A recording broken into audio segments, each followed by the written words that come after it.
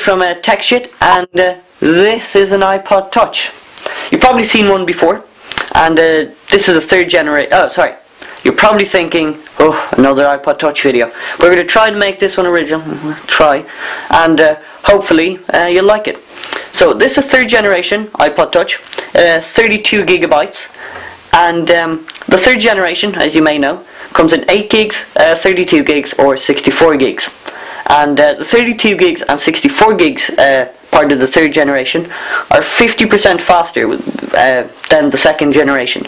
And you know, we have one here, and we've certainly noticed it. The 8 gigabyte one though has no difference at all. It's pretty much like a second generation, and it's only for cheapos. On the subject of cheapos, if you want to get a cheap iPod Touch, we recommend just getting an iPod Touch with a cracked screen, and just going to your, buying it off eBay, and going to your local repair shop, and they'll fix it for you for not that expensive. And then there's always also iFixit.com, and yeah, that's pretty handy. So now we're going to show you some tips and tricks for the iTouch, which hopefully you haven't seen, and we'll start with taking a screenshot. To take a screenshot, you say you're on the home menu, and you just want to save that, or maybe you're in a game, you want to save a record. You're in there, and you're going to use the home button and the lock button, and you're going to hold them in, and the screen goes white for a second and makes a noise, to let you know you've taken the picture, and you can save it there. And now here's also, secondly, here's how to take images from the web. So we have a picture here, just very rough, and all you do is hold it in, and there you go, a menu pops down and you can save it. There's a save image, copy, or cancel. And if you have a picture and you have a HP printer, you can download an app called HP iPrint, and you can just print the picture right there from the web, and which is pretty handy. Thirdly, we're going to go on to our music player, and just play a bit of music here for a tutorial. And say you're here and you're not bothered going into iTunes again, your music player again.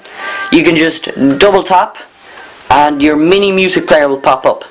Now it's very functional, especially if you're in an app, and you can just change the song. And thirdly, say you're on the web, and you're not bothered typing in the .com. Apple have put that in for you. There's and say your domain has .net or whatever. What you do is you hold into the .com, and this menu pops up. Oh, disappeared. There it is. And you get .net, .org, and all of that. Fourthly, if you're a foreigner and you haven't figured out how to use a foreign keyboard on the iTouch, you have to get the accents on the A's and the E's and all of that. What you do is, we have one here, you just hold it in, and look, there it is. And that's very handy. Now we're going to go into an app. It's an app called Dropbox, and it's kind of annoying, merging into app of the week, but this is a really handy app, and it's called Dropbox, and that's what it looks like when you open it up. And what Dropbox does is, if you have Dropbox with just a Gmail, which you probably have, you can combine it with Dropbox, and it's kind of like a mobile me, because Dropbox, you sign up, it's free, and you can put files onto it, and it'll save them for you, instead of Gmailing them to yourself. And then there's an iPhone app for it. So and then there's also an app for the Mac. So you download it, and it'll create a special folder, which you just drag all your files in, and it'll upload it to their servers. So say you have that, and you want to see the file on your iTouch. All you need is an internet connection, and look, we have a PDF saved here, and we just select it, and it'll connect to their servers and open it up.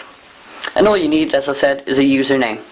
And as a student myself, I use it all the time, to save documents, and especially in school, instead of emailing them yourself, it's very handy. I think that's about it for Tech Shit. I'm Marcus, and you've just been tech shit. We want to hear from you. We're an upcoming show, just started, and we don't know how to go about what we do. So we want to hear from you, so just comment below what you want to see from us.